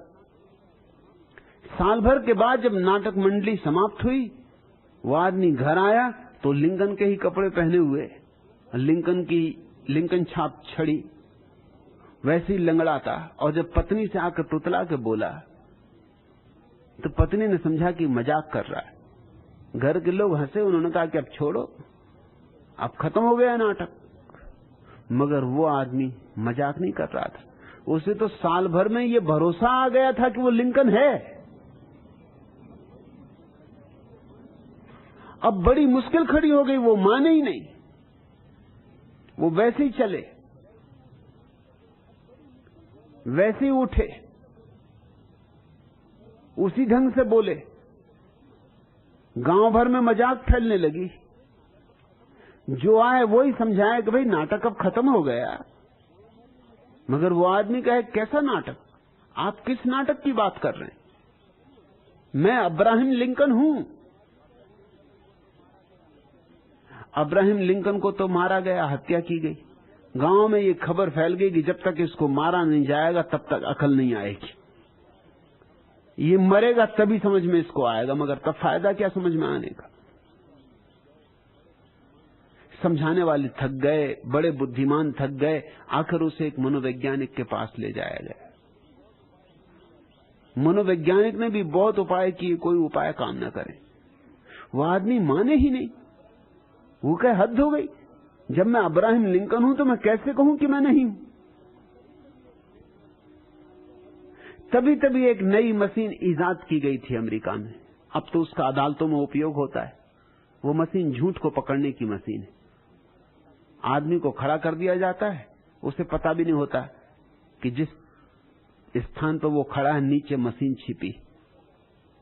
वो मशीन हृदय की धड़कनों को उसी तरह ग्राफ बनाती जैसे कार्डियोग्राम ग्राफ बनाता है। और तुमने भी अनुभव किया होगा कि जब तुम झूठ बोलते हो तो हृदय को एक धक्का लगता है, क्योंकि जानते तो तुम हो कि सच क्या है, मगर सच को दबाते हो और झूठ बोलते हो तो हृदय एक झटका खा जाता है। वो झटका ग्राफ पे आ जाता है। तो तरकीब यह है कि पहले ऐसे प्रश्न पूछे जाते हैं जिसमें आदमी झूठ बोल ही ना सके। मनोवैज्ञानिक ने पूछा कि घड़ी में देखो कितने बजे। उस आदमी ने कहा 9:20। ग्राफ बन रहा है। मनोवैज्ञानिक ने कहा कि मेरे हाथ में क्या है? उस आदमी ने कहा किताब। कौन सी किताब? उसने कहा बाइबल। ग्राफ बन रहा है। उस मनोवैज्ञानिक ने कहा कि दरवाजा खुला है या बंद? उसने कहा खुला है। ग्राफ बन रहा है। ऐसी बहुत सी बातें जिसमें वो झूठ बोल ही ना सके। और तब उस मनोवैज्ञानिक ने पूछा कि तुम कौन हो? वो आदमी थक गया था। कब तक विवाद करता रहे लोगों से? तो उसने उस दिन सोचा कि झंझट खत्म ही कर दो, साफ कह दो कि मैं अब्राहम लिंकन नहीं हूं। एक दफा इस बात को खत्म करो। अपने दिल में तो जानते ही हूं कि हूं, मगर अब लोगों से कब तक सिर माथा पच्ची करो? इसमें जिंदगी बीत जाएगी। क्या तुम अब्राहम लिंकन हो? उसने कहा कि नहीं, मैं अब्राहम लिंकन नहीं। और मशीन ने नीचे बताया कि यह आदमी झूठ बोल रहा है।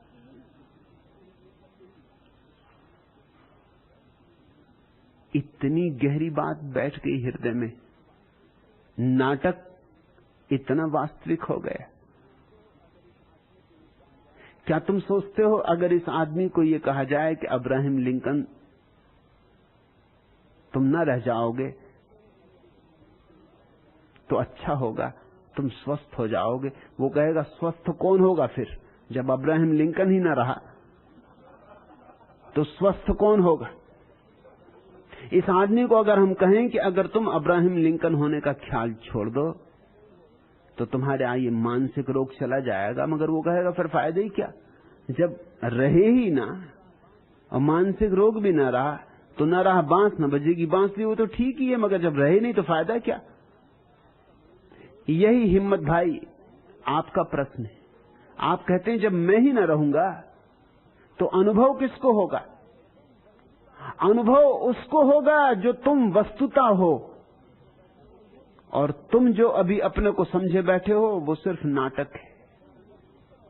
समझो जब तुम पैदा हुए थे तो तुम्हारा नाम हिम्मत भाई भूता तो नहीं था, बिना नाम के आए थे, लेकिन अब तुम्हारा नाम हिम्मत भाई हो गए। अब रास्ते पे कोई मिल जाए और कह दे ए उल्लू के पट्टे कहां जा रहे, तो झगड़ा हो जाए, तुम फौरन पूछोगे तुमने हिम्मत भाई भूता को तो नहीं कहा?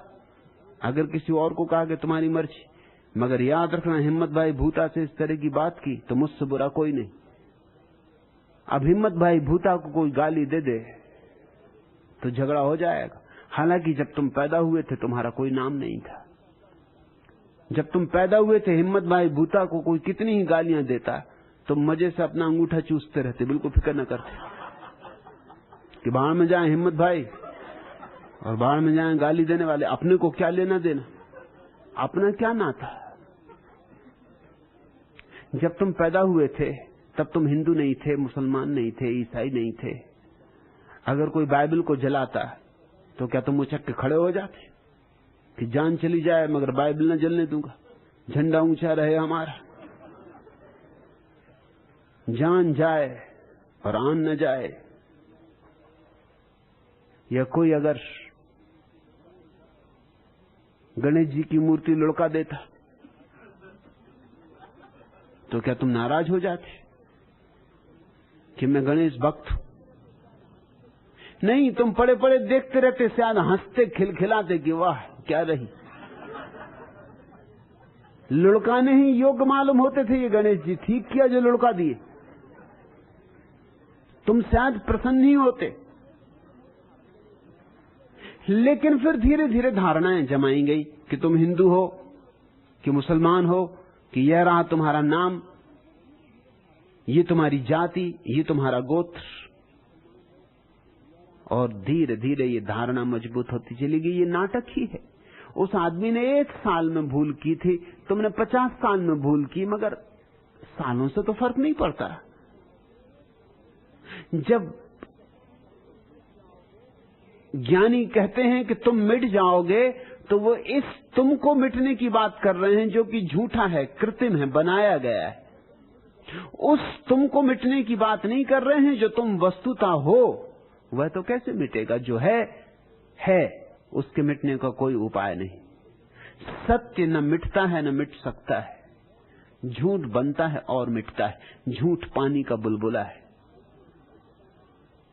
तुम पूछते हो आनंद किसको होगा?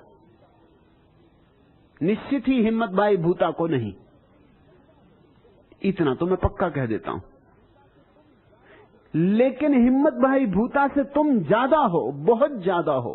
हिम्मत भाई भूता तो कुछ नहीं, सिर्फ एक लेबल। भीतर विराट छिपा है जिसका न कोई नाम है, न कोई धाम है, न कोई जाति है, न कोई गोत्र है, न कोई धर्म है, न कोई वर्ण है। निश्चित ही ये जो नमक का पुतला है समाप्त हो जाएगा, मगर जो तुम हो, जन्म के पहले जो तुम थे, वह तुम मृत्यु के बाद भी रहोगे। तुम शाश्वत हो। स्वयं को मिटाने के लिए प्रयास तुम पूछते हो हम करें क्यों, और तुम्हारी बात तर्कयुक्त है, लेकिन बस तर्क पर ही जिए तो जीवन में जो महत्वपूर्ण है उसे जानने से वंचित रह जाओगे। जीवन तर्क ही नहीं है, जीवन तर्कातीत है। थोड़ा थोड़ा मिट के देखो एकदम से नहीं कहता कि एकदम नमक का पुतला डुबाई दो, क्योंकि एकदम से डुबाओ फिर समझ में आया करे तो बड़ी गड़बड़ हो गई। अब आनंदित कौन हो? तो थोड़ा थोड़ा डुबाओ, कभी कभी डुबाओ। 24 घंटे में 1 घंटा डुबा के देखो। उस 1 घंटे को मैं ध्यान कहता हूं। 1 घंटा डुबा दो, 1 घंटा भूल जाओ कि मैं हूं, 1 घंटा ना हो जाओ, और फिर देखो क्या होता है। एकदम आनंद की झड़ी लग जाती, और तब तुम बड़े चकित हो गए कि हिम्मत भाई भूता तो है ही नहीं, और आनंद की झड़ी लगी। तब तुम्हें यह भी समझ में आएगा कि जैसे ही हिम्मत भाई भूता वापस लौटे कि झड़ी बंद हो जाती। जैसे ही मैं भाव आया, आनंद गया। मैं भाव नरक है, और जैसे ही मैं भाव गया, आनंद आया। कभी कभी आकस्मिक रूप से भी हो जाता है।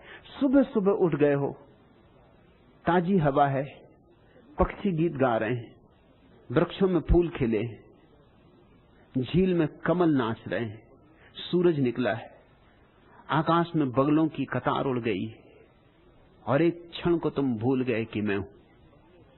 फूल रहे, आकाश रहा, बगुले रहे, सूरज रहा, सुबह की ताजी हवा रही, तुम न रहे। एक क्षण को भूल ही गए,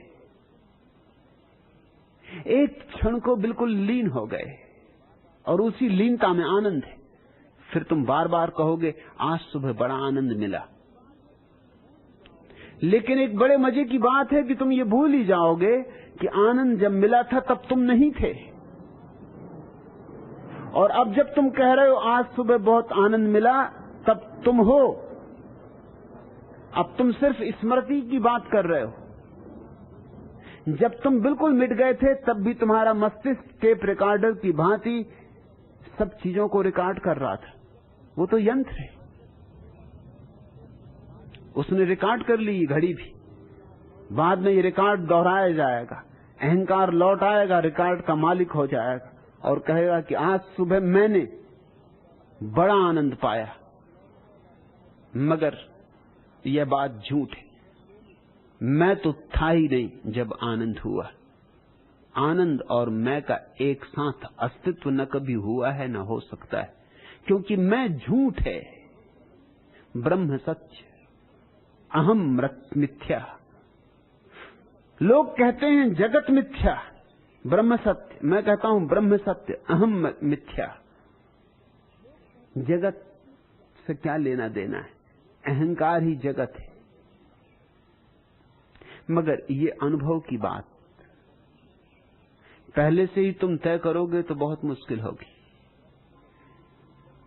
थोड़ा थोड़ा रस मग्न होना शुरू करो। कभी संगीत में डूब जाओ, कभी नृत्य में डूब जाओ, कभी प्रकृति के सौंदर्य में। और जब ये डुबकी लगे तभी देखना कि मैं कहां है। मैं नहीं पाओगे और आनंद का अनुभव होगा। तब तुम्हारे जीवन में एक बात स्पष्ट हो जाएगी कि आनंद हो सकता है बिना मैं के, होता ही है बिना मैं के। लेकिन ये प्रश्न तो हाइपोथेटिकल है, परिकल्पित है कि यदि ऐसा होगा तो। ये ऐसा ही है जैसे एक अंधा आदमी पूछे कि अगर मेरी आंख खुल जाएगी तो फिर मैं जिस लकड़ी को टेक टेक के चलता हूं इसका क्या होगा। तो हम उसके कहें तो उसकी फिक्र मत कर, आंख तो खुलने दे, फिर तू ही तय कर लेना कि लकड़ी को रखना कि नहीं रखना। वो कहेगा ये मैं पहले तय कर लेना चाहता हूं। अगर मेरी लकड़ी खो गई तो मैं चलूंगा कैसे। अंधा आदमी प्रकाश के संबंध में जो भी प्रश्न उठाएगा, अपने संबंध में जो भी प्रश्न उठाएगा, वो गलत ही होंगे। उसे कोई अनुभव नहीं प्रकाश का। बुद्ध के पास एक अंधे आदमी को लाया गया था। गांव भर थक गया था समझा समझा के, मगर वो मानते नहीं था। वो कोई साधारण अंधा नहीं था, दार्शनिक था। और साधारण अंधा तो मान भी जाए, दार्शनिक अंधा तो बड़ा मुश्किल हो जाता है मामला। वो बड़ी ज्ञान की बातें करे। वो कहे कि अगर है प्रकाश तो लाओ मेरी मुट्ठी में रखो, मैं जरा टटोल के देखूं।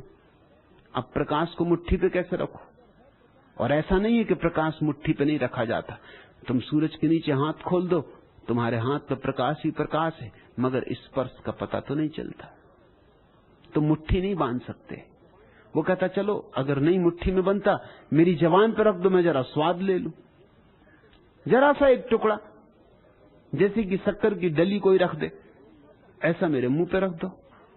चलो ये भी नहीं होता, जरा प्रकाश को बजाओ, ठोको तो मैं आवाज सुन लूं, जरा मेरे नासापुटों के पास ले आओ तो मैं सुगंध ले लूं। कोई तो गंध होगी ना। प्रकाश की गंध क्या है? प्रकाश का स्वाद क्या है? प्रकाश का रूप क्या है? प्रकाश की ध्वनि क्या है? कुछ भी नहीं। गांव थक गया। बुद्ध गांव में आए, लोगों ने कहा कि चल तुझे बुद्ध के पास ले चलते। हम तो साधारण प्रकाश जानते हैं, वे महाप्रकाश जानते हैं, शायद वे तुझे समझाने में समर्थ हो जाएं। बुद्ध ने उस अंधे आदमी को देखा और जो मित्र उससे ले आए थे उनसे कहा कि भाइयों, इस आदमी की कोई गलती नहीं, ये ठीक कहता है, गलती तुम्हारी है। तुम इसे समझाते हो, समझाने में समय गंवाते हो। अरे इसे किसी चिकित्सक के पास ले जाओ जो इसकी आंख का इलाज कर दे। इसकी आंख पे जाली है, वो कट जाए तो फिर समझाना नहीं पड़ेगा। उस अंधे को चिकित्सकों के पास ले जाया गया। किसी चिकित्सक ने उसका इलाज किया। 6 महीने में उसकी आंख की जाली कट गई। बुद्ध तो बहुत दूर निकल गए थे 6 महीने में, दूसरे गांवों में यात्रा कर गए थे। वो बुद्ध को खोजता हुआ दूसरे गांव पहुंचा, बुद्ध के चरणों में गिरा और उसने कहा अगर आप न मिले होते तो मेरे गांव के लोग तर्क कर करके मुझे सदा अंधा ही रखते, क्योंकि उनका हर तर्क मैं खंडित कर रहा था। और हर तर्क जब उनका खंडित होता था तो मुझे लगता था कि मैं सही और ये गलत। और ये किस तरह की आंख वाले हैं जो गलत, और ये किस तरह के आंख वाले हैं जो प्रकाश को सिद्ध नहीं कर सकते। इनसे तो मैं अंधा बेहतर। फिर तो मुझे धीरे धीरे शक होने लगा था कि ये सब अंधे, मेरे ही जैसे अंधे, सिर्फ प्रकाश का सपना देख रहे हैं। या ये भी हो सकता है कि प्रकाश की बातें करते हैं मुझे अंधा सिद्ध करने को। आपने बड़ी कृपा की जो मुझे चिकित्सक के पास भेजा। बुद्ध ने कहा मैंने तुझे चिकित्सक के पास भेजा क्योंकि मैं खुद भी चिकित्सक हूं। मेरा भरोसा चिकित्सा में। हिम्मत भाई, मेरा भरोसा भी चिकित्सा में, उपदेश में नहीं, उपचार में। आओ यहां धीरे धीरे नमक के पुतले को डुबाओ। ये सन्यास कुछ और नहीं, ये नमक के पुतले को डुबाने की तरकीब है, एक उपाय है। ये ध्यान की बहुत सी प्रक्रियाएं जो यहां चल रही और कुछ नहीं। अलग अलग घाट, क्योंकि नमक के पुतलों की भी बड़ी जिद होती है। कोई कहते हैं हम इस घाट से उतरेंगे, हमारे बाप दादे इसी घाट से उतरते रहे, हम किसी और के घाट से क्यों उतरे। तो हम कहते हैं चलो यहीं मरो तो किसी घाट से उतरो, डूबो तो घाट तो सब हैं, घाट बहुतेरे, लेकिन जहां डूबना है वो तो एक ही है। तो कोई कहता हम तो विपස්සना करेंगे, क्योंकि हम बौद्ध परिवार से आते हैं। हम कहते चलो विपස්සना घाट चलेगा, इससे ही डूबो, इससे ही मरो।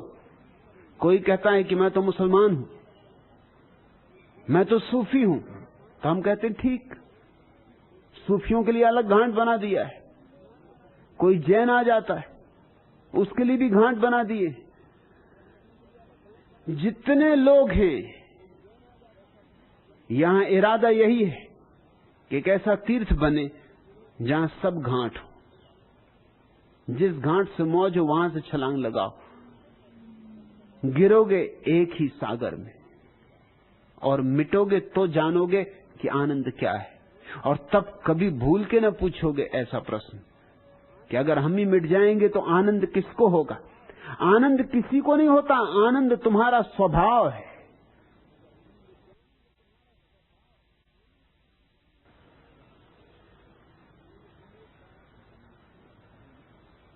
छठवां प्रश्न, भगवान मैंने अनेक बार आपके साक्षात दर्शन अपने घर अमृतसर में किए और अनेकों संघर्षों में आपको अपने ऊपर बरसते पाया, देखा, अनुभव किया। जब मैं संघर्ष से छटपटा जाता हूं और जब कोई भी रास्ता नजर नहीं आता तो आप साक्षात मेरे सामने आके खड़े हो जाते।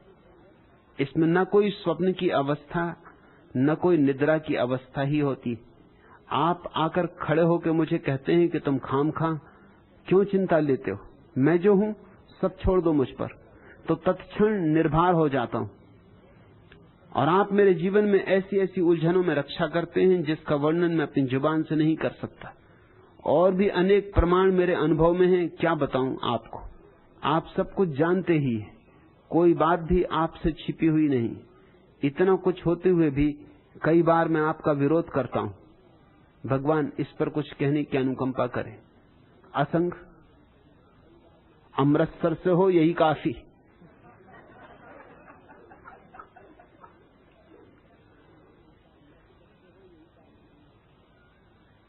तुम लाख कहो कि तुम निद्रा में नहीं होते, तुम स्वप्न में नहीं होते,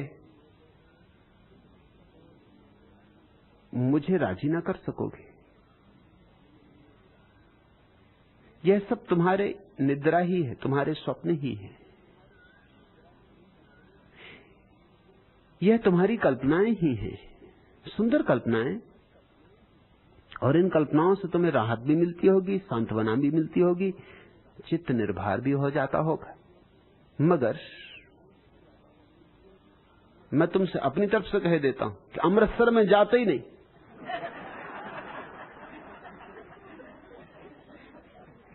सालों से नहीं गया, मगर अमृतसर में जो ना हो सो थोड़ा।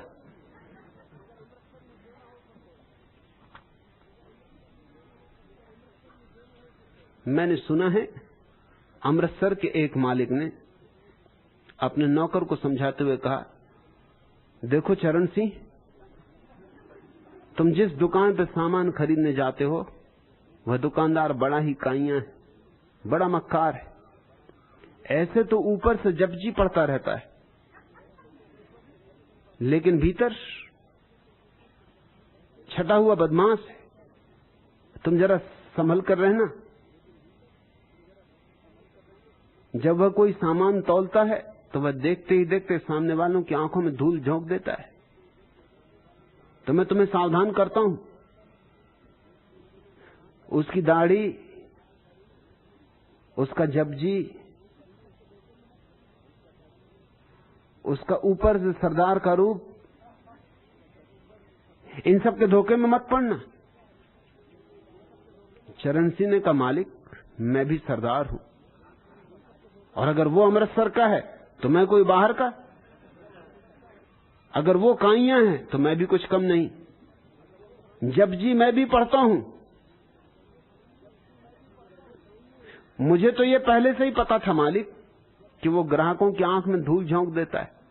तो जब भी वो कोई सामान तौलता है तो मैं अपनी आंखें बंद ही रखता हूं। कोई उससे कम थोड़े ही हूं। अरे मैं भी सरदार हूं, मेरी आंखों में धूल झोंकना इतना आसान नहीं है।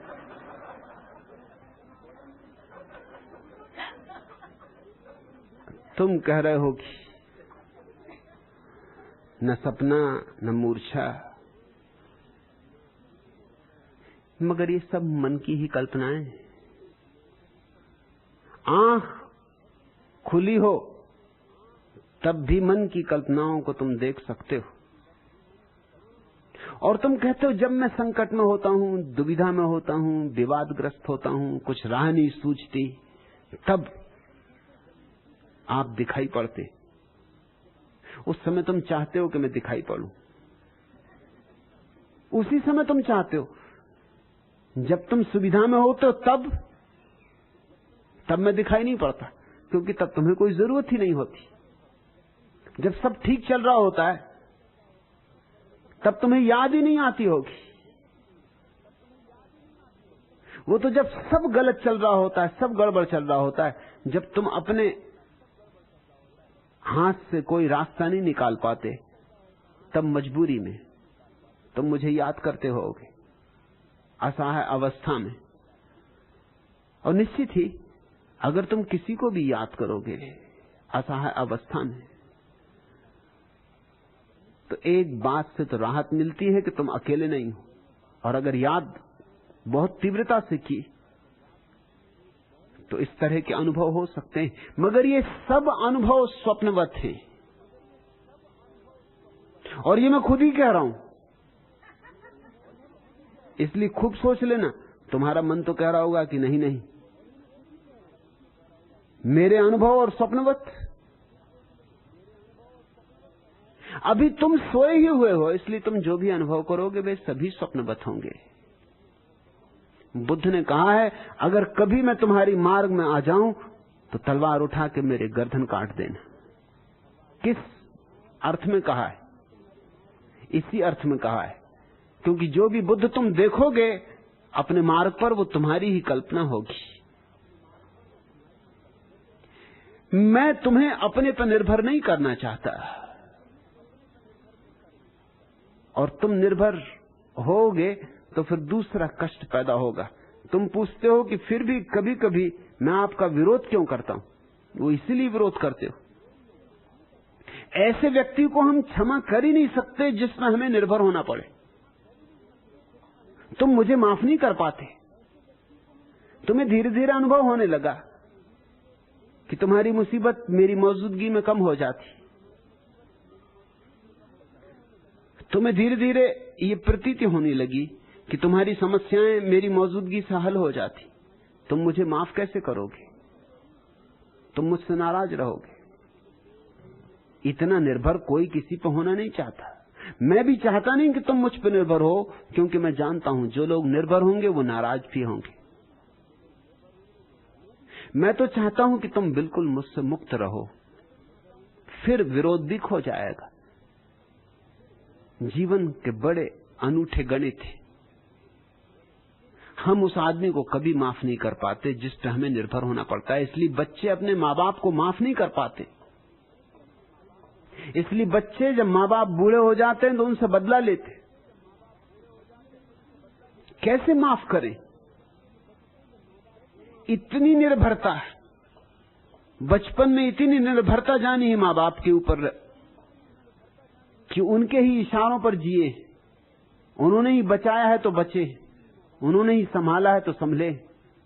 आज अहंकार को चोट लगती, बड़े होकर अहंकार को अड़चन होती। बच्चे अनेक अनेक ढंग से माँ बाप से बदला लेने लगते। वो बदला बिल्कुल अचेतन है बड़ा, लेकिन है उसके पीछे बड़ी मनोवैज्ञानिक पृष्ठभूमि। और उससे भी बड़ी घटना घटती गुरु और शिष्य के बीच। अगर शिष्य निर्भर हो जाए गुरु पर तो वो बदला लेगा, क्योंकि निर्भरता गुलामी, और गुलामी कौन पसंद करता है? असंग। तुम ये निर्भरता छोड़ दो। जब मुसीबत हो, जब असहाय अनुभव करो, हल न होता हो, मुझे याद न करो, ध्यान करो। उस समय शांत बैठो, मौन बैठो। तुम्हारी बुद्धि का ऊहापोह अगर रास्ता नहीं खोज पा रहा है तो बुद्धि को एक तरफ रख दो, हृदय में डुबकी लगा जाओ, वहां से रास्ता मिलेगा। और वहीं से रास्ता मिल रहा है अभी भी। तुम नाहक मुझे धन्यवाद दे रहे हो, रास्ता वहीं से मिल रहा है। रास्ता सदा वहीं से मिलता है। दोगे आज तो कल तुम नाराज होगे, फिर विरोध होगा, फिर तुम कोई छोटा मोटा बहाना निकाल के विरोध करोगे। विरोध करके तुम अपने भीतर एक समतुलता पैदा करोगे।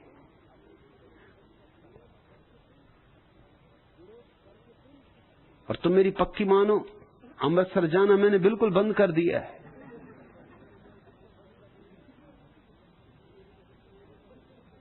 इतनी बड़ी दुनिया पड़ी है जाने को। अमृतसर तो समझो आखिरी, जब कहीं जाने को न बचे तो अमृतसर। में बैठे जिन ने कह दिया कि मैं तो नेताजी हूं, और टिकट चेकर आगे बढ़ गया। इसी तरह स्टेशन के गेट पर भी वे बाहर निकल गए। कुली को भी उन्होंने पैसे नहीं दिए। सरदार जी ये देख के अत्यंत प्रसन्न हुए। उन्होंने भी ये तरकीब अपनाने की सोची। अगली बार जब वे कहीं जा रहे थे तो उन्होंने भी टिकट नहीं खरीदी। टिकट चेकर ने पूछा, टिकट दिखाइए। अरे भाई, टिकट मांगते शर्म नहीं आती? मैं इस देश का नेता हूं। माफ करिए, टिकट चेकर बोला, आपका शुभ नाम क्या है? सरदार जी ने इसका कोई उत्तर तो सोचा नहीं था, सो वे घबरा गए और घबराहट में बोले, अरे मुझे जानते नहीं, मैं इंदिरा गांधी हूं। टिकट चेकर भी सरदार था, पैर छूकर बोला, लाशा थी पूर्ण हुई।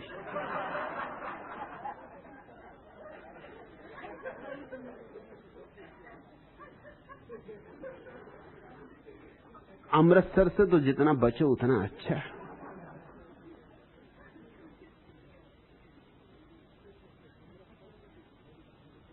मुसीबतें जरूर तुम पे आती होंगी, क्योंकि अमृतसर में मुसीबतें ना आए ये हो ही नहीं सकता। बड़ी झंझटें आती होंगी जिनको तुम जुबान से कह भी नहीं सकते। चारों तरफ झंझटी लोग हैं। मैं अमृतसर जाता था,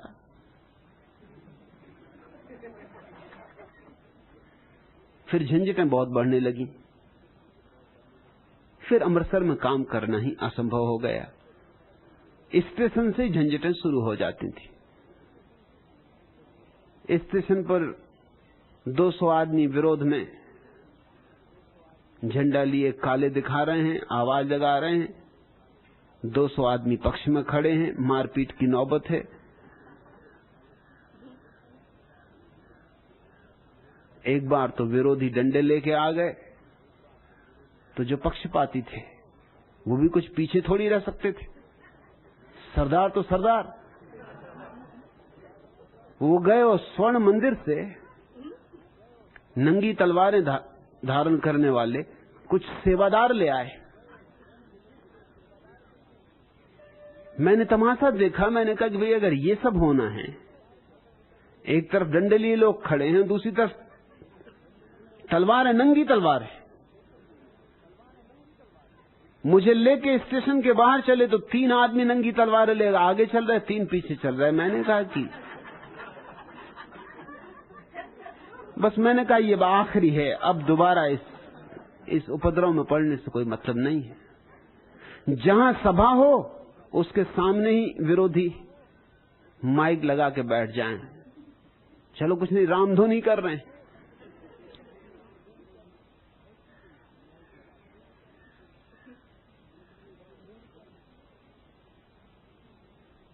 ऐसी कोई सभा मुश्किल जहां उपद्रव और झगड़ा ना हो, जहां मारपीट की नौबत ना आ जाए। तो अमृतसर तो एक चमत्कार है। यह भी तुम काफी समझो कि मैं तुम्हारे सपनों में आ जाता हूं। ऐसे मैं सपनों में भी नहीं आना चाहता। तुम बख्शो मुझे।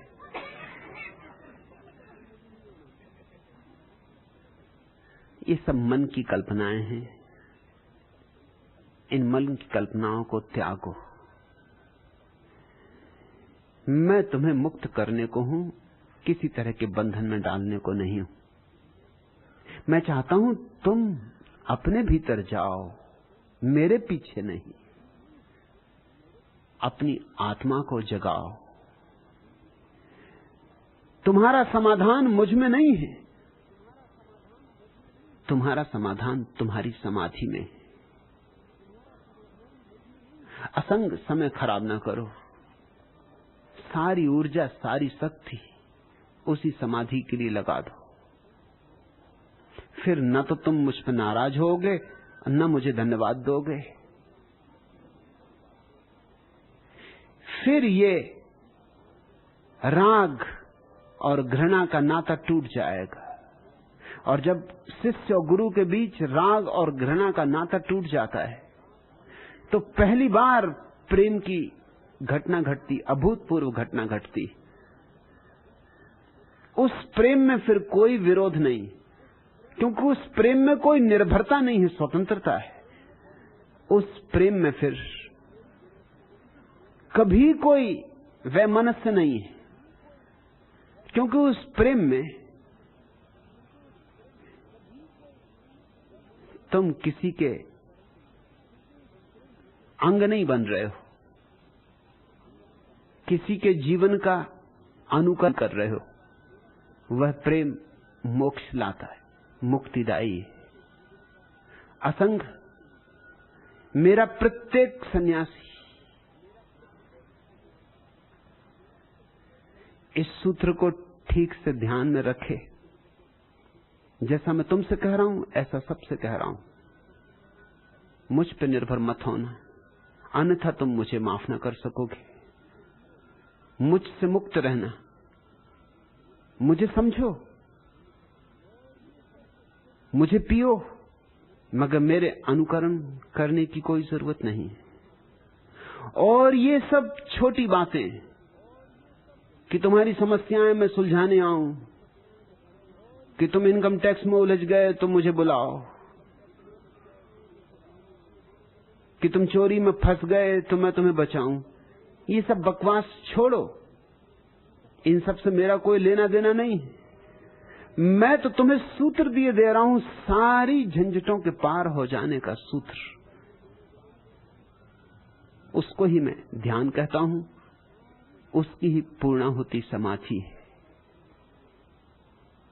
आज इतना है।